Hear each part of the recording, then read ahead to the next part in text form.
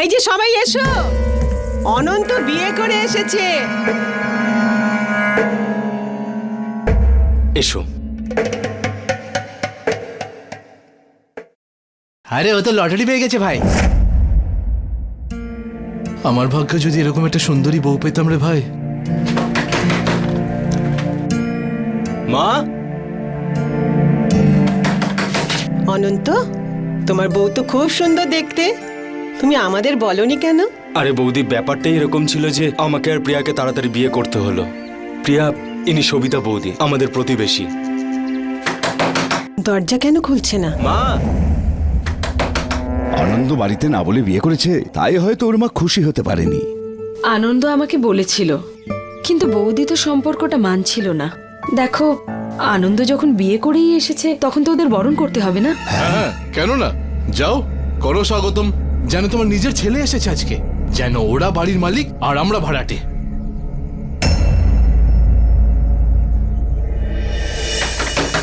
বৌদি, আনন্দ তোমাকে কখন থেকে ডাকছে, দরজাটা খোলো না। মা, এত রাগ করে থাকাটা ঠিক হচ্ছে না। তোমার ছেলে তো তোমার বৌমাকে নিয়ে এসেছে। দেখো বৌদি, পুরনো কথা সব ভুলে যাও। আজকাল লাভ ম্যারেজ তো খুব সাধারণ ব্যাপার। দেখো বৌদি, আগে ঘরের লক্ষ্মীকে বরণ করে ঘরে তোলো, তারপর ঠান্ডা মাথায় ছেলের সাথে কথা বলো। কিন্তু এভাবে রাস্তার ধারে দরজার সামনে ওদেরকে দাঁড় করিয়ে রাখাটা তো ঠিক হচ্ছে না, না? মা, সত্যি অনন্তের বউ সবাইকে সহজেই ভোলাতে পারবে। আরে এত সুন্দর দেখতে সবাই এমনিই ভালোবাসবে। মা,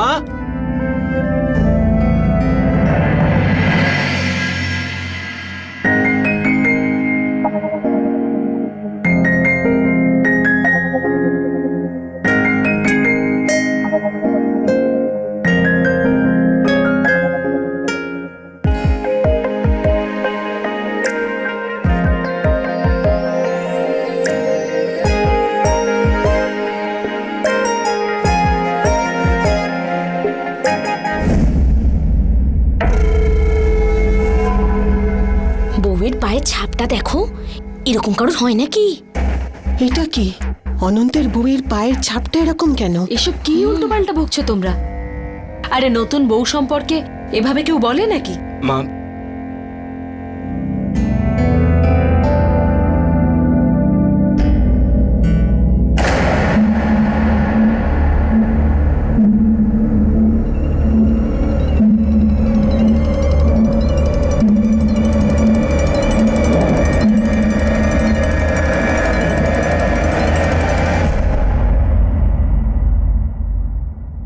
মনে হয় ফিউজ কেটে গেছে, আমি দেখে আসছি।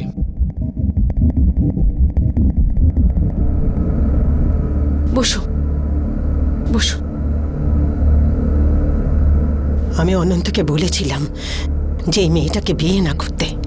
এবার জানি না এই বাড়িতে আর কোন কোন অঘটন ঘটতে থাকবে।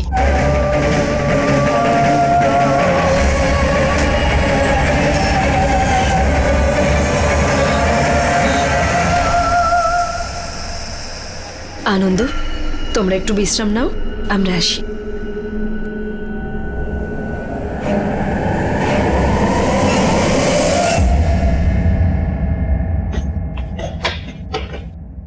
রতন, তুমি এখন কোথায় যাচ্ছ?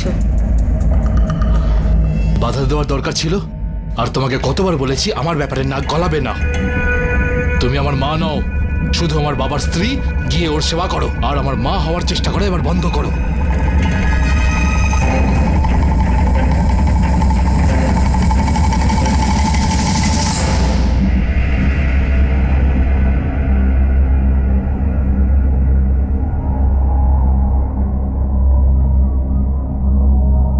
মা,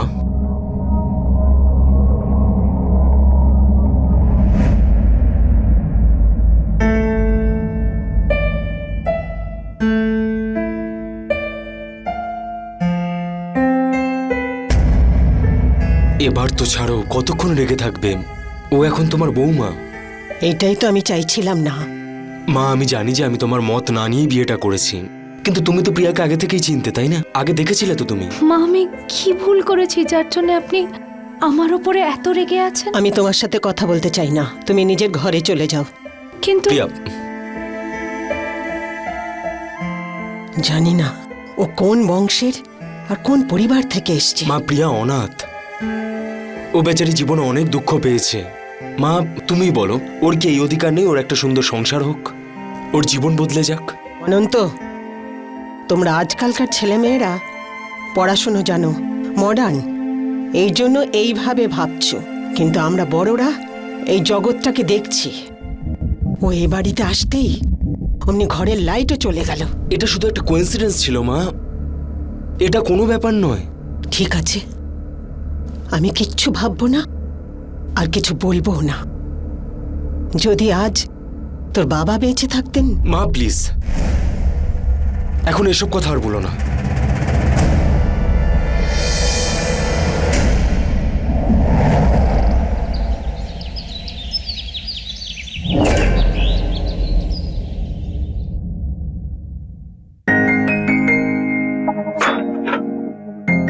আনন্দ, ওঠো ওঠো, চা এনেছি।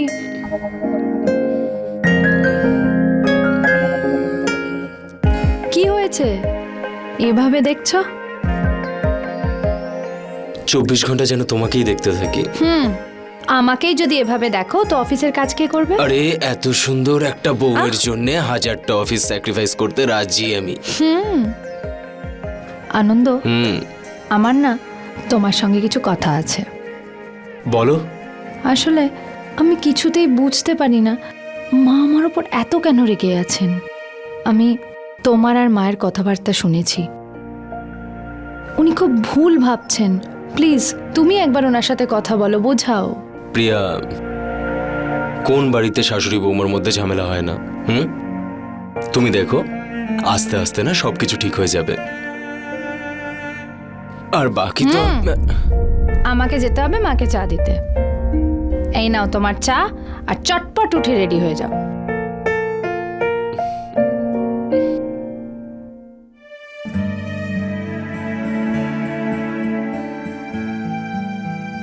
মা, আমি তোমার জন্য চা এনেছি। আমি চা খাবো না। কি হয়েছে মা? এমন কি ভুল করেছি আমি যার জন্য আপনি এরকম ব্যবহার করছেন আমার সাথে? কি হয়েছে? অনন্ত, তুমি তোমার বউকে বলে দাও যেন রান্নাঘরে না যায়। আমার যদি কিছু দরকার হয় আমি নিজে বানিয়ে নেব। আরে প্রিয়া, ব্যাপারটা হচ্ছে যে আমাদের ঘরে একটা নিয়ম আছে। আমাদের বাড়ির নতুন বউরা না রান্নাঘরে কাজ করে না। সত্যি? হ্যাঁ হ্যাঁ সত্যি। ঠিক আছে, বাড়ির অন্য কাজ করতে পারি তো? হ্যাঁ নিশ্চয়ই।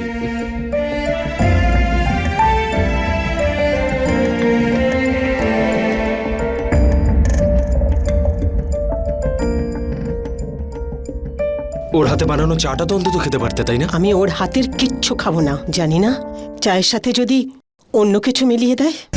জানি না তোমার এই ভুল ধারণা কবে ভাঙবে। আমাকে এখন অফিসে যেতে হবে, ফিরে এসে কথা বলছি।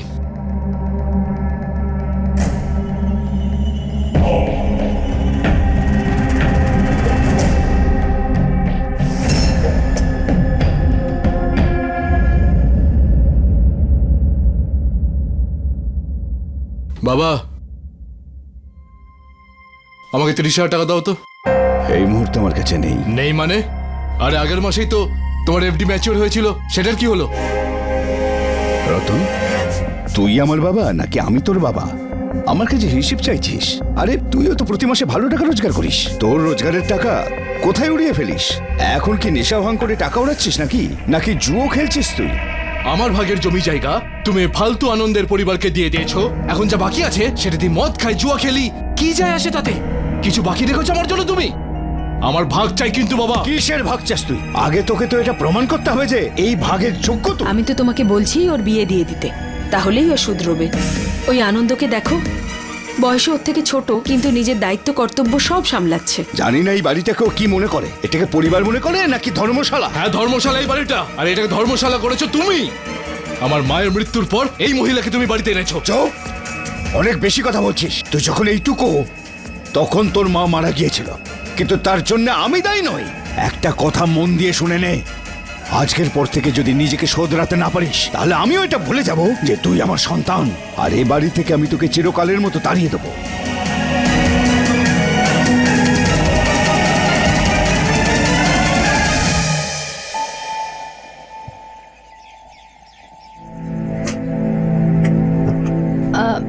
শোনো, এই নাও। কতবার তোকে বলেছি কোনো অচেনা লোকের কাছ থেকে কিছু নিবি না। বৌদি, এ তো ভগবানের প্রসাদ। তোমার মতো মানুষের কাছ থেকে প্রসাদ খেতেও ভয় লাগে। আমার তো চোখটা দেখে কেমন একটা সন্দেহ হয়েছিল। ওর চোখটা সুন্দর দেখতে কম আর ভয়ঙ্কর দেখতে বেশি। কি সব বলছো তুমি? প্রিয়া খুব ভালো মেয়ে, দেখছো না ও আসার পরে আনন্দ জীবন কেমন খুশিতে ভরে গেছে। হ্যাঁ বৌদি, তুমি এসে গেছো। তোমার ভাগ্য খুবই ভালো যে তুমি এত সুন্দরী আর ভালো বৌমা পেয়েছো। সানি, হায় ভগবান, আমার সোনাটার কি হলো? সানি এতক্ষণ তো এখানে খেলছিল। কি হয়েছে? জানি না, আমার বাচ্চাকে কি খাইয়ে দিল আর খেয়ে ও অজ্ঞান হয়ে গেল। আমি তো ওকে শুধু প্রসাদ দিয়েছিলাম খাওয়ার জন্য। ওই প্রসাদ খেয়েই আমার বাচ্চা অজ্ঞান হয়ে গেছে। আমি কিচ্ছু করিনি, সত্যি আমি কিচ্ছু করিনি। তোমাকে তো আমরা চিনিই না, জানি না এখানে কি কি সর্বনাশ করতে এসেছো। তোমার থেকে তো দূরে থাকতে হবে, না হলে হয়তো আমাদের বাড়ির আরো সর্বনাশ হয়ে যাবে। আর ওর বাড়াবাড়ি কিছু হয়ে যাবার আগে ওকে আগে হসপিটালে নিয়ে যাই আমরা। আমার কিন্তু মনে হচ্ছে ওই বৌদি একদম ঠিক বলছে। আনন্দর বউ নিশ্চয়ই কোনো কালা জাদু টাদু বা টোটকা করতে জানে। আমি তো আগেই জানতাম এই মেয়েটা এবার অনেক বিপদ ঘটাবে। আমার তো মনে হয় যে আনন্দ এই বাড়িতে কোনো সুন্দরী বউ নয়, একটা ডাইনি নিয়ে এসেছে। যে সময় মানুষ চাঁদে পর্যন্ত যাচ্ছে, বিজ্ঞান উন্নতির শিখরে, সেখানে খুবই আফসোসের কথা যে আজও কিছু মানুষ ভূত প্রেতের গল্পকে সম্পূর্ণ বিশ্বাস করেন। নমস্কার, আমি গিরিশ জেন। ক্রাইম অ্যালার্টের আজকের এপিসোডে আপনাদের সবাইকে স্বাগত জানাই। এমনিতে তো আজকালকার দিনে ডাইনি, পেতনি বা ভূত প্রেতে বিশ্বাস করা মানুষের সংখ্যা ক্রমশ অনেক কমছে, কিন্তু যারা সত্যি এসব বিশ্বাস করে তারা নিজেদের ভাবনায় সবসময় অটল থাকেন। বন্ধুরা, সন্দেহের একটা কণা মাত্র একটা সুন্দর জীবনকে একেবারে তছনছ করে দিতে পারে। আমাদের সংস্কৃতিতে বাড়ির বউকে মা লক্ষ্মীর রূপ বলে মানা হয়, কিন্তু আনন্দের স্ত্রী প্রিয়াকে মানুষ এখন ডাইনি ভাবতে শুরু করেছিল। তাদের এই সন্দেহ কি সঠিক ছিল? এখন এই বাড়িতে আর কোন দুর্ঘটনা ঘটতে চলেছিল চলুন দেখি।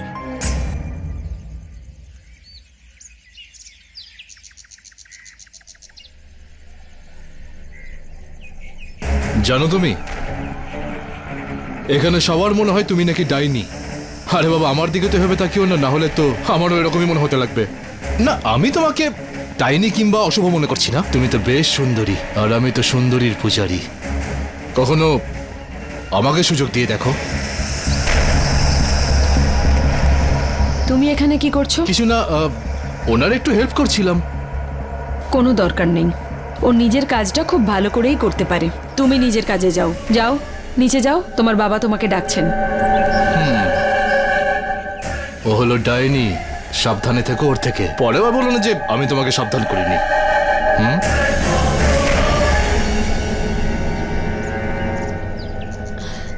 প্রিয়ামা, তোমার কাজ হয়ে গেলে নিচে এসো। হ্যাঁ, আমরা একসাথে বসে চা খাবো।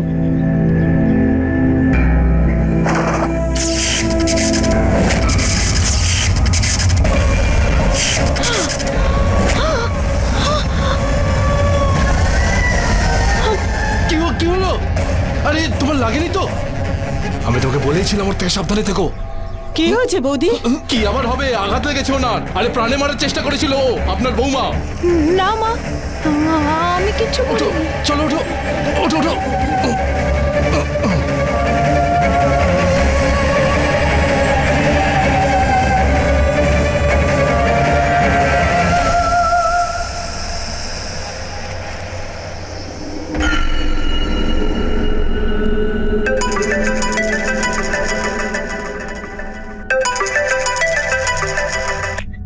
হ্যালো অনন্ত।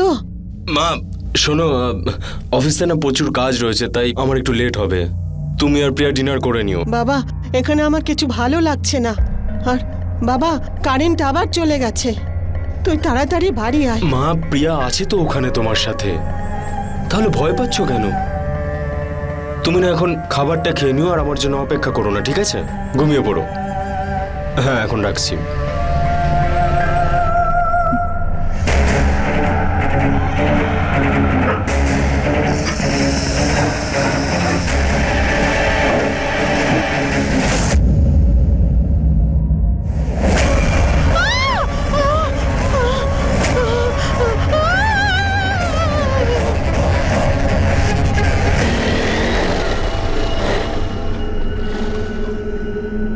আনন্দ,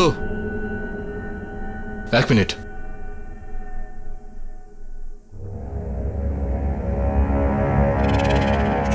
ভাড়ার ব্যাপারে কি ভেবেছো তুমি? আমি তোমাকে আগেও বলেছিলাম, এখনো একই কথা বলছি। ভাড়ার ব্যাপারে না, আমি শুধু তোমার বাবার সঙ্গেই কিন্তু কথা বলবো। আর বাকি থাকলো ভাড়া বাড়ানোর ব্যাপার, সেটা আমার আর তোমার বাবার মাঝখানে যে চুক্তি হয়েছিল সেই হিসাবেই আমি টাকা দিচ্ছি। দেখো আনন্দ, আমার বাবার তো ভীমরতি ধরেছে, কিন্তু তুমি তো বুদ্ধিমান, তাই না? এত বড় বাড়ির ভাড়া আজকের দিনে দাঁড়িয়ে কি হতে পারে ভাবো। তোমার সাথে আমি এই ব্যাপারে কোনো কথা বলতে চাই না, তুমি বুঝতে পারছো না? হ্যাঁ, এই একই ব্যাপার নিয়ে না আমাদের দুজনের সময় নষ্ট করো না, ঠিক আছে? হ্যাঁ, তোমার সময় তো বিশেষ মূল্যবান, তাই না? নিজের বইয়ের ওপর লক্ষ্য রাখতে হয় তোমাকে। ঘরের মধ্যে ডাইনি যে নিয়ে এসেছো। ডাইনি কাকে বললি? ডাইনি কাকে বললি? ওই মহিলা তোর বউ হয় না, তাই জানি না কি মন্ত্র পড়ে দিয়েছে ও তোর উপর। আমার বাবা পর্যন্ত আমার কথা শুনতে চাই না। বাড়ির উপর কবজা করে রেখেছে। আরে ভাই, এটা কি করছো? ছেড়ে দাও, ছেড়ে দাও বলছি। আনন্দ, আজকের পর থেকে ভাড়া আমার হাতে দিবি আর বাড়িয়ে দিবি, বুঝেছিস?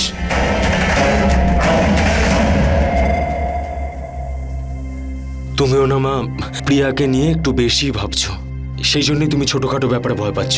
এত ভেবো না। মার শরীর এখন কেমন আছে? আনন্দ, আমি মার জন্য পুজো দিয়েছিলাম, সেই পুজোর প্রসাদই আমি এনেছি, খাইয়ে দাও, তাড়াতাড়ি সুস্থ হয়ে যাবেন। না, আমার কিছু চাই না। অনন্ত, আমার সত্যি সত্যি খুব ভয় লাগছে। যবে থেকে তুই বিয়ে করে এসেছিস তবে থেকে কোনো না কোনো ঘটনা ঘটছে। আমার তো এখন এটাই মনে হচ্ছে যে তুই বিয়ে করে বউ আনিসনি, তুই অন্য কাউকে নিয়ে এসেছিস। মা, আপনি এসব কি কথা বলছেন? আপনি প্রিয়া, এটা ঠিক সময় নয় কথা বলার। তুমি তোমার রুমে যাও, আমি পরে গিয়ে তোমার সঙ্গে কথা বলছি।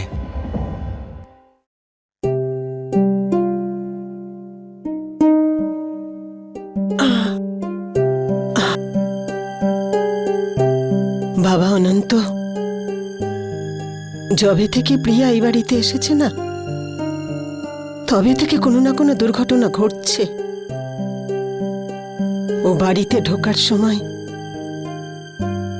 ওর পায়ের উল্টো ছাপ ছিল, ছাদে আগুন লাগলো, মিত্র বৌদি পড়ে গেল, আর সবিতা বৌদির ছেলে প্রসাদ খেয়ে অজ্ঞান হয়ে যাওয়া, এসব বাবা প্রিয়া আসার পরেই তো ঘটেছে। দেখ বাবা, শুধু আমি নই, আশেপাশে সকলের কাছে এরকমটাই লাগছে। সব লোক প্রিয়াকে দেখলে ভয় পাচ্ছে। ওনাদের মনে হচ্ছে যে প্রিয়াই এসব করছে। মা প্লিজ, মা প্লিজ, তুমি এসব কথা আর বলো না। শুয়ে পড়ো।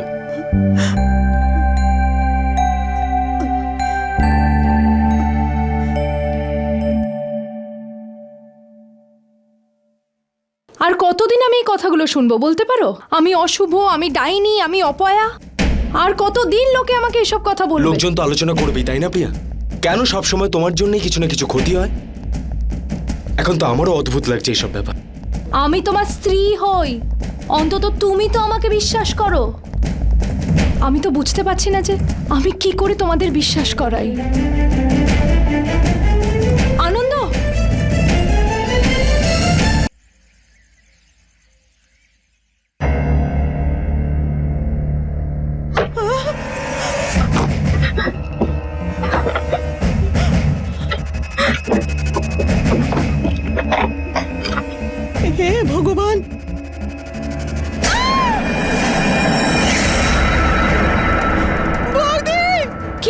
তুমি চেঁচাচ্ছ কেন? ওই দেখো,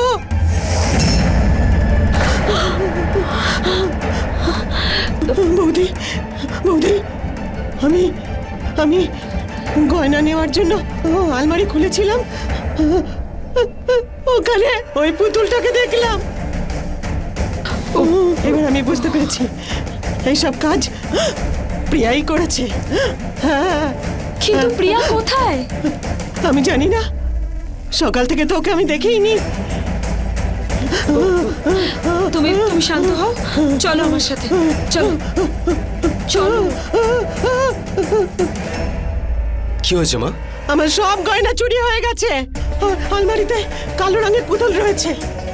চল দেখবে, চলো।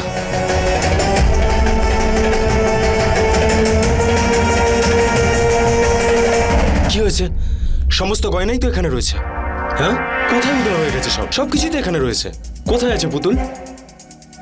শুধু শুধু ভয় পাও তুমি মা। এইসব এসব ও আসতেই বদলে গেল। আমার তো মনে হয় ওই এসব করেছে। এখন এর জন্য আমাকেই দোষারোপ করছেন? আপনারা না সত্যিকারের আমাকে একদিন ডাইনি বানিয়েই ছাড়বেন। প্রিয়া প্লিজ, এবার তুমি আর শুরু করো না। এটা জাস্ট একটা চোখের ভুল। আন্টি, তুমি প্লিজ মাকে বোঝাও না। আনন্দ, একজন ভুল হতে পারে, কিন্তু সবাই কি একসাথে ভুল হতে পারে? দেখো, এটা তোমাদের ব্যক্তিগত ব্যাপার, আমি এর মধ্যে জড়াতে চাই না। অনন্ত, আমি তোকে সত্যি কথা বলছি, একটু আগে কিচ্ছু ছিল না, শুধু ওই কালো পুতুলটা ছিল। অনন্ত, আমি সত্যি কথা বলছি। অনন্ত, অনন্ত,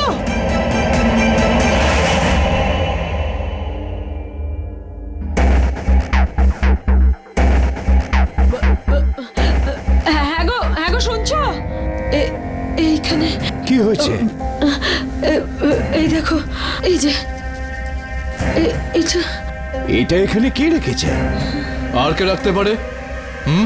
কতবার তোমাদের বলেছি এই লোকগুলোকে এখান থেকে বের করে দাও, কিন্তু আমার কথা কে শুনতে চায়? নাও তাহলে ভোগে এবার।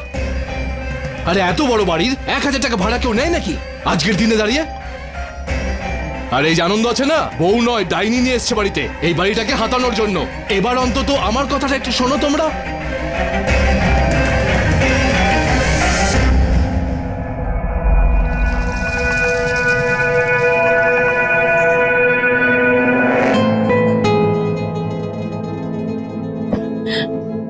বাবা অনন্ত, তোর এগুলো কি হয়েছে?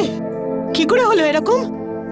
আরে মা, ওই বাইকটা থেকে পড়ে গেছিলাম। আনন্দ, তুমি এই আঘাত কি করে পেলে? তোমার জন্যে।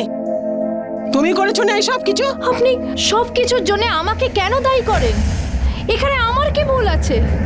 আমি তোকে প্রথমেই বলেছিলাম, তুই যেদিন থেকে বিয়ে করে এসেছিস এই বাড়িতে কিছু না কিছু ঘটছে। আনন্দ, তুমি প্লিজ ওনাকে আরে বোঝাও। আমি কিছুক্ষণের জন্য শান্তি চাই। তোমরা না আমাকে প্লিজ কিছুক্ষণের জন্য একা থাকতে দাও। আনন্দ, আমি তো আনন্দ,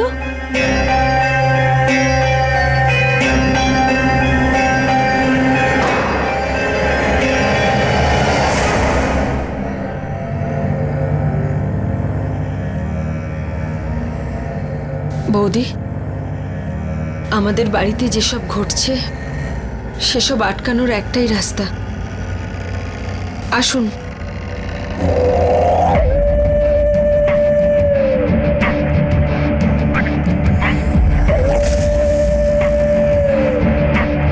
बम बम भोले।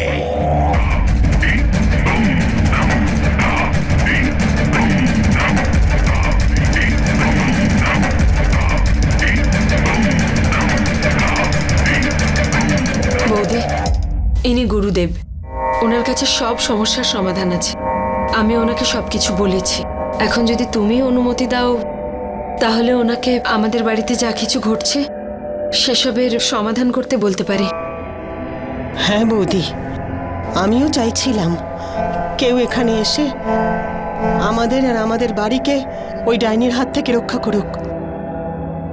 বাবা, যেদিন থেকে আমার ছেলে বিয়ে করে এসেছে এই বাড়িতে অঘটন ঘটতেই থাকছে, আর আমি ভালো করে বুঝে গেছি এসব আমার বৌমাই করছে।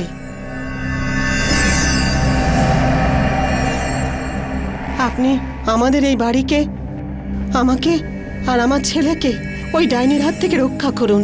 ওই ডাইনি আমার ছেলে অনন্তকে বশ করে ফেলেছে। আমি এই বাড়িতে পা রাখতেই এটা অনুমান করতে পেরেছি যে এখানে সত্যিই কিছু গন্ডগোল আছে। যদিও প্রত্যেকটা সমস্যারই সমাধান আমার কাছে আছে। আমার এই বাড়ির সব কোণাগুলো ঠিক করে দেখতে হবে, তবেই আমি এই সমস্যার সমাধান করতে পারবো।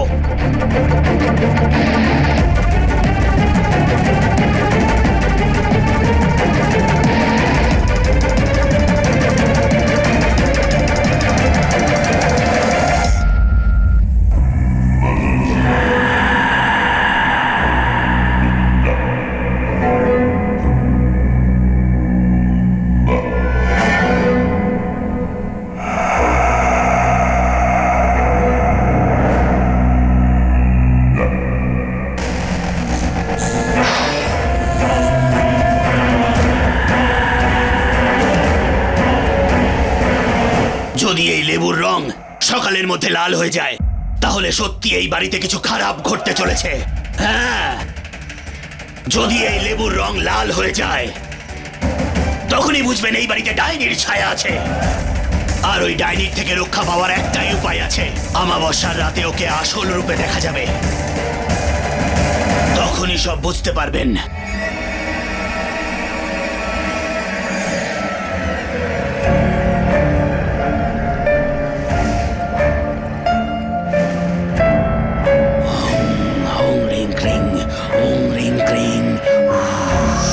হয়ে গেছে, যাবো আমি এবার।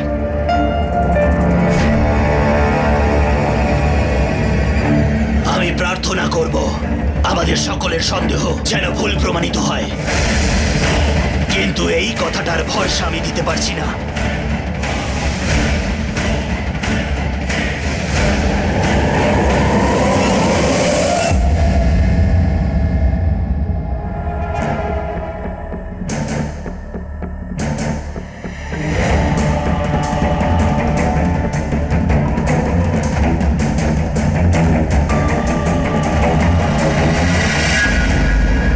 আমার প্রিয়াকে ভয় লাগছে, আমার রাতের ঘুম চলে গেছে। আমার সাথে মিত্র বৌদিরও একই রকম মনে হচ্ছে যে তুই এই বাড়িতে বিপদ নিয়ে এসেছিস। আমি কিছু বলতে পারি? না, এই সব কিছুর কারণ তুমিই প্রিয়া। এই কথা তুমি বলছো আনন্দ? আরে তুমি এমনই কাজ করো যাতে সবাই তোমাকে সন্দেহ করবে। মাঝরাতে কোনো কারণ ছাড়া তুমি ছাদে কেন যাও? হ্যাঁ, কালো ড্রেস কেন পরো? কারোর সাথে ভালো মতো কথা কেন বলো না? এই সবই যদি ভাবো তাহলে আমাকে বিয়ে করলে কেন? আমার উপরে কালা জাদু করেছো না তুমি, সেই জন্যে। আনন্দ,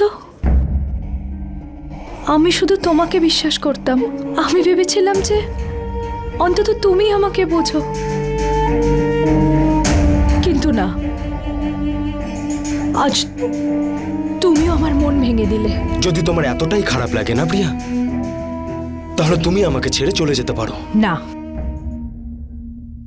আমরা দুজনে তখনই আলাদা হব যখন আমাদের মধ্যে কেউ একজন থাকবে।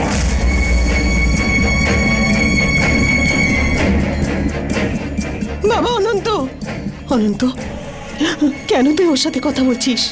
ওর কথা যদি সত্যি হয় তাহলে অনন্ত, অমাবস্যার রাতে যদি সত্যি সত্যি ও আসল রূপে চলে আসে,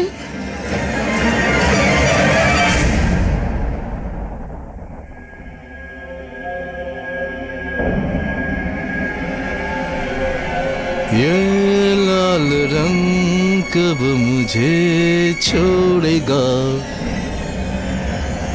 লাল ড্রেসে দারুণ লাগছে তোমাকে, একদম যেন আকাশ থেকে পরি নেমে আসে না, ঠিক ওরকম। সত্যি করে বেশ বড় জাদুকর তুমি। আর তুমি তুমি এই পৃথিবীর বোঝা। তোমার মা বাবার জন্য তুমি একটা অভিশাপ। তোমার কোনো মনুষ্যত্ব বোধ নেই। ও আরে, তুমি তো তোমার ডাইনির রূপ দেখাতে শুরু করে দিয়েছো। সত্যি ইচ্ছা হয় যে তোমাকে গলা টিপে মেরে ফেলি। আগে গলায় জড়িয়ে তো ধরো, তারপর টিপে দিও সময় নিয়ে। দূরে থাকো আমার থেকে, না হলে তোমার জন্য খুব খারাপ হবে। এসব আবার কি? এই হলো তোমার জাদু করার অস্ত্র, এটা তো ভেঙে গেল। এবার এই, ও আমার গলা টিপে আমাকে মারার চেষ্টা করেছিল। আরে ডাইনি, একটা ডাইনি। হ্যাঁ হ্যাঁ, আমি যাইনি, সবাইকে মেরে ফেলবো।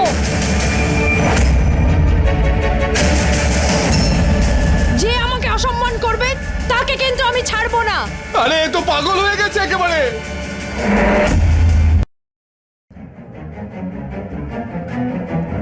আনন্দ, কি হয়েছে? দেখ অনেক হয়েছে, আর অপেক্ষা করবো না কিন্তু আমি। আজকে পর থেকে তুই বেশি করে ভাড়া দিবি, আর শুধু আমাকেই দিবি। বাজে কথা বলা বন্ধ কর, না হলে দিব্যি খেয়ে বলছি তোকে মেরে ফেলবো আমি।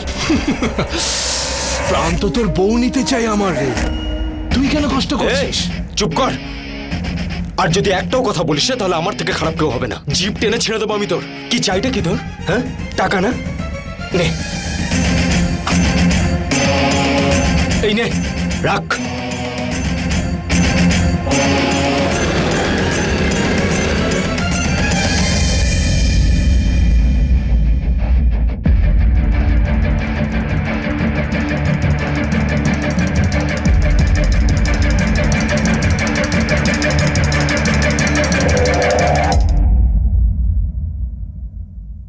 হ্যাঁ বলো প্রিয়া, তোমার বিবাহিত জীবন কেমন চলছে? কি বলবো, ওকেই ঠিক করার জন্য আমি তোমাকে ডেকেছি। ডোন্ট ওয়ারি প্রিয়া, আমি হলাম প্যারানর্মাল এক্সপার্ট। নিশ্চয়ই কোনো পথ আমি বার করে ফেলবো। এই দেখো, আনন্দ এসে গেছে। আনন্দ, এই আমার কলেজের বন্ধু স্টিভ। হাই। হাই। ও একজন প্যারানর্মাল এক্সপার্ট। মা কোথায়? মা পুজো দেখতে গেছেন। আনন্দ, আমি ওকে জেনে বুঝেই আজকে এখানে ডেকেছি, যাতে ও তোমার আর মায়ের সন্দেহটা দূর করতে পারে যে এই বাড়িতে কিচ্ছু অ্যাবনর্মাল নেই। চলো আনন্দ, বাড়িটা একবার দেখে নি। ইয়া প্লিজ।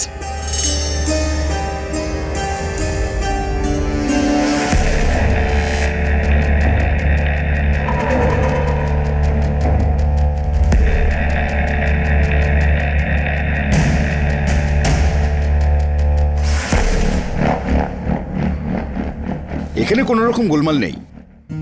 এখানে আসলে কোনো ভূতও নেই, আর কোনো ডাইনির ছায়াও নেই।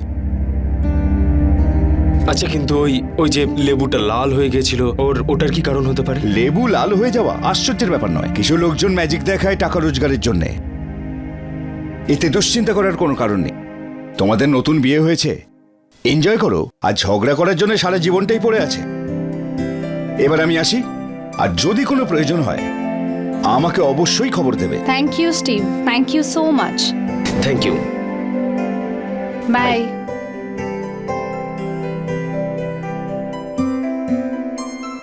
দেখলে তো, এখন আমার কথা বিশ্বাস হলো যে আমি কোনো ডাইনি নই, আর এই বাড়ির কোনো ক্ষতি করব না আমি। ডাইনি তো নও, কিন্তু ম্যাজিশিয়ান তো বটেই তুমি। আমার উপরে ম্যাজিক করেছো তো তুমি।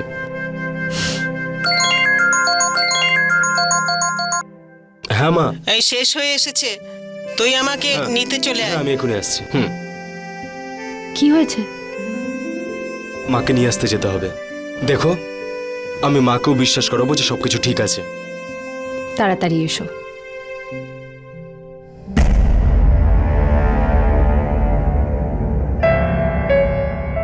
তুমি তো জানো এটা রোজই হয়।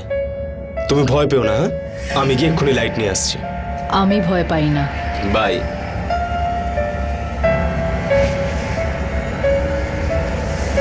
অনন্ত, অনন্ত, তুই কোথায়? অনন্ত, কি হলো মা?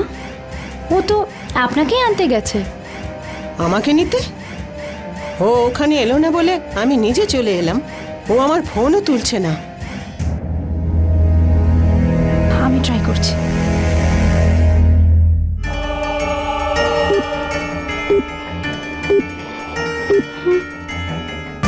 ফোনটাও তো লাগছে না।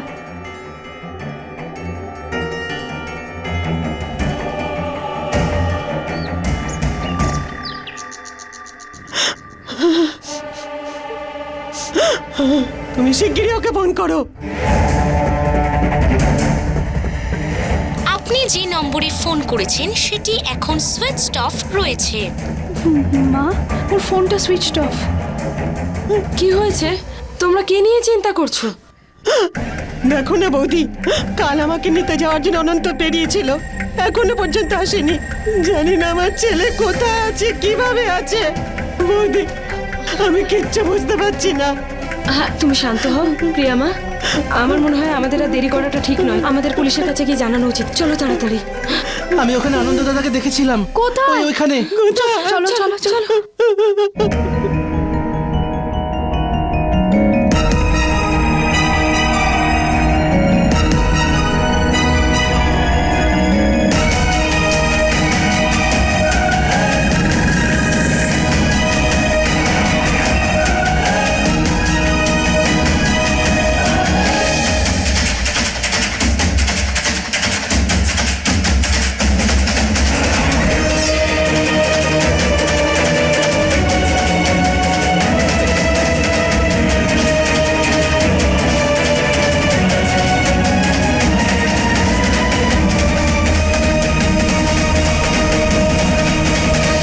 আনন্দের মৃত্যু একটা রহস্য হয়ে উঠেছিল।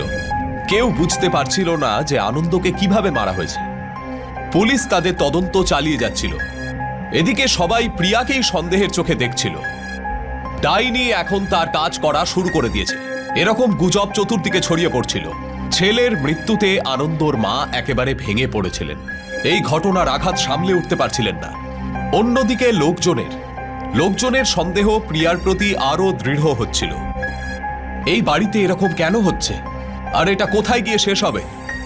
এই নিয়ে আশেপাশের লোকেরাও চিন্তিত ছিলেন যে এবার কার পালা। কতদিন আর এভাবে চোখের জল ফেলবে? যা হয়েছে তাতে তো আমাদের কোনো হাত ছিল না, কিন্তু বাঁচতে তো হবে বলো। বৌদি, আপনার কষ্টটা আমি খুবই বুঝতে পারছি, কিন্তু নিজেকে তো একটু সামলে নিতে হবে। প্রিয়া মা, এক গ্লাস জল নিয়ে এসো তো। আপনাকে আমি যে কথাটা বলতে চাই সেটা হলো, এই বাড়িটা ছাড়ার কোনো প্রয়োজন নেই। আমরা একই পরিবারের সদস্য, আর বিশ্বাস করুন, আপনার সমস্ত সুখে দুঃখে সব সময় পাশে থাকব।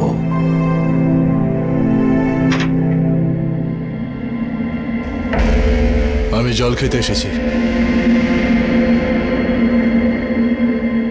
তুমি চিন্তা করো না, তোমার সব প্রয়োজন আমি পূরণ করব, তোমার সাথে থাকবো, তোমার খেয়াল রাখবো। তোমার মতো মানুষের বেঁচে থাকার কোনো অধিকার নেই। যদি সম্ভব হতো তো এখানেই তোমাকে গলা টিপে মেরে ফেলতাম। রতন, তুই চলে আয় আমার সঙ্গে। তোর এসব করার কোনো প্রয়োজন নেই। চল। এটা কিন্তু তুই ঠিক করলি না, এর পরিণাম তোকে ভোগ করতে হবে। চল বলছে।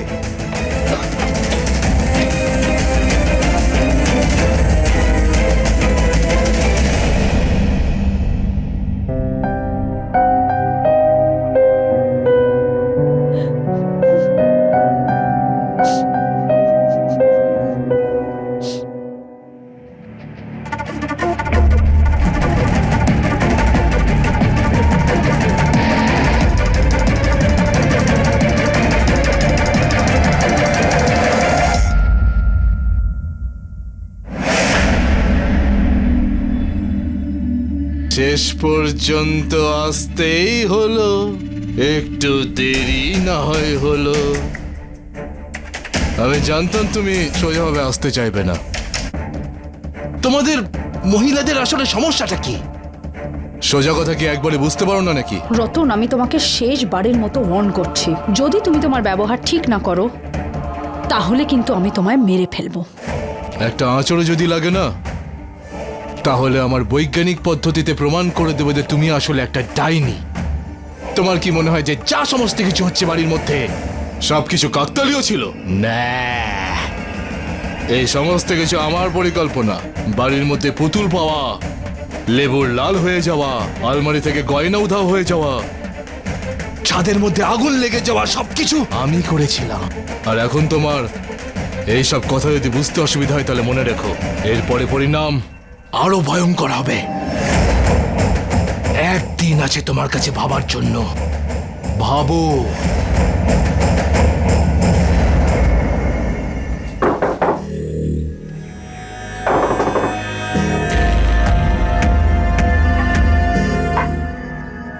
সাহেব আপনারা প্রিয়া কি আপনার বৌমা? আগে হ্যাঁ। একটু ডাকুন ওনাকে। প্রিয়া, কনস্টেবল। আপনি আমাকে কেন অ্যারেস্ট করছেন? আমি কিছু করিনি। রতনের খুন হয়ে গেছে, আর আমাদের সন্দেহ প্রিয়ার উপরে। বলুন উনি কি করেছেন? হ্যাঁ সাহেব, আমি প্রিয়াকে দেখেছিলাম রাত্রিবেলা ছাদ থেকে নামতে। নিয়ে চলো ওনাকে। আমি কিচ্ছু করিনি। মা বলুন চলো। না আপনি।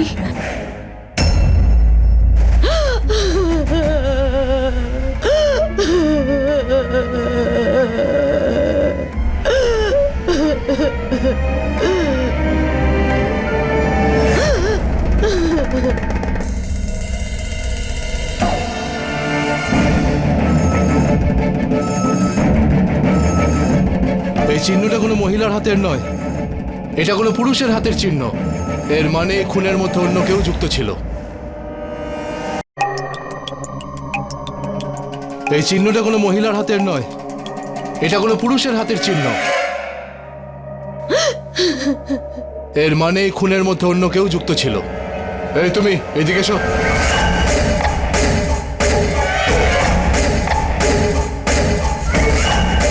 তুমি এসো।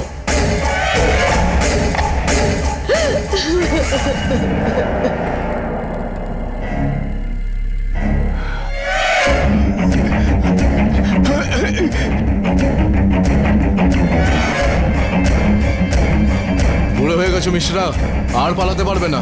মার না খেয়ে বলবে এই চিহ্নটা তোমারই হাতের, তাই না? হ্যাঁ স্যার, এই চিহ্ন আমারই হাতের। আমি মেনেছি আমার ছেলেকে। স্যার, আমি তিতিবিরক্ত হয়ে গেছিলাম ওর ব্যবহারে। সম্পত্তি নিয়ে বারবার ঝগড়া করতো, খালি বলতো আমার ভাগ দিয়ে দাও।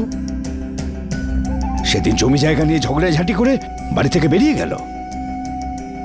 তারপর আবার আমি ওকে সব বোঝালাম। আমি ছাদে গিয়ে দেখি ও প্রিয়ার সঙ্গে খারাপ ব্যবহার করছে। রতন, তুই সমস্ত সহ্যের সীমা পার করে ফেলেছিস। আর কেন কেন পড়ে আছিস প্রিয়ার পেছনে? কেন বারবার বিরক্ত করিস? আজকের পর থেকে যদি আর ওর সাথে এমন ব্যবহার করিস, তাহলে আমার থেকে খারাপ আর কেউ হবে না। বাবা, নিচে গিয়ে শুয়ে পড়ো, অনেক রাত হয়েছে। তুই নিজের সঙ্গে সঙ্গে সবার জীবনটাকে কেন শেষ করে দিচ্ছিস? আমি জীবন নষ্ট করতে চাইছি? আরে জীবন তো আমার নষ্ট হয়েছে। অর্ধেক জমি জায়গা নিজের বইয়ের নামে করেছো তুমি, আর যেটা বাকি আছে সেটা আনন্দের মায়ের নামে দান করছো তুমি। তুই সম্পত্তির কারণে তুই সব সীমা পার করে ফেলবি? করে দেব না বাবা, সব সীমা লঙ্ঘন করে দিয়েছি। আনন্দকে আমার রাস্তা থেকে সরিয়ে দিয়েছি।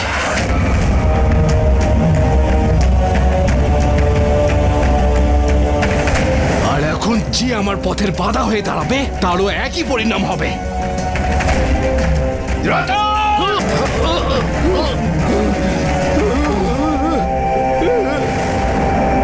আমি মেরেছি ওকে।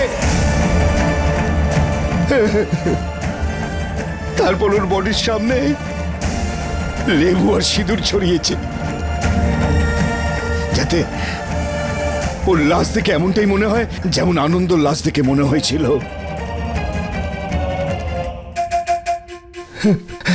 চাই না স্যার, আমি চাই না এমন সন্তান। স্যার, এই প্রিয়া না খুব ভালো মেয়ে, খুব ভালো মেয়ে। ও টাইল ফাইন কিচ্ছু নয় স্যার। এই যে আমার ছেলেই ওকে নানাভাবে ব্যবহার করেছে আর নিজের উদ্দেশ্য সিদ্ধি করেছে। গ্রেপ্তার করে নাও একে, নিয়ে চলো, বসাও গাড়িতে।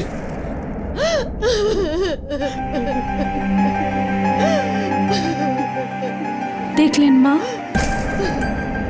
আপনি যদি একবারের জন্য আমার কথাটা শুনতেন, আমাকে এরকম সন্দেহ না করতেন,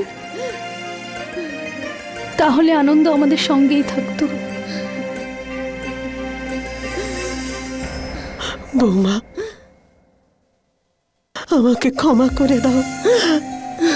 আমার অজান্তে তোমার সাথে আমি অনেক খারাপ ব্যবহার করেছি। আজকে অনন্ত আমাদের মধ্যে নেই, সব ভুল আমি করেছি। না মা, তুমি তো তোমার যেমন ইচ্ছে করে না, আমাকে মা, না। শাস্তি দিতে পারো। এরকম আপনি বলবেন না। আপনিও তো আমার মায়েরই মতো। আনন্দের ভালোবাসা আমরা নিজেদের মধ্যেই ভাগ করে নিই।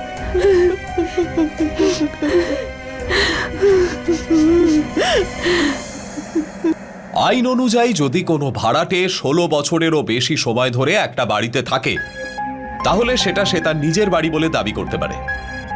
মিশ্রবাবু আনন্দর বাবাকে বাড়িটা লিজে দিয়েছিলেন। আনন্দর কিন্তু এই বাড়িটা হাতিয়ে নেওয়ার কোনো মতলব ছিল না, কিন্তু রতনের মনে সন্দেহ তৈরি হলো। ওর লোভ বেড়ে গেল, আর যার মূল্য আনন্দকে ওর প্রাণ দিয়ে চোকাতে হলো। বন্ধুরা, আমাদের দেশে এইসব ব্ল্যাক ম্যাজিকে বিশ্বাস করেন বা তার সাহায্যে নিজেদের স্বপ্নগুলোকে বাস্তবায়িত করার প্রত্যাশা রাখা মানুষের সংখ্যা অনেক বেশি। আর এই ব্ল্যাক ম্যাজিকের পাল্লায় পড়ে গত 10 বছরে 20,000-এরও বেশি মানুষ অকারণে নিজেদের প্রাণ দিয়েছেন। বন্ধুরা, যদি আমরা ম্যাজিকের বদলে লজিকে বিশ্বাস করি, আমাদের জীবন আরো সুন্দর হয়ে উঠতে পারে। আমাদের সঙ্গে যদি অন্যায় কিছু হয়, তাহলে অ্যালার্ট থাকাটা খুবই জরুরি। এর সঙ্গেই আমি গিরিশ চ্যান ক্রাইম অ্যালার্টের এই এপিসোডে আপনাদের থেকে বিদায় নিচ্ছি। ততক্ষণ be alert, be safe. Crime alert, অন্যায়ের বিরুদ্ধে সোচ্চার।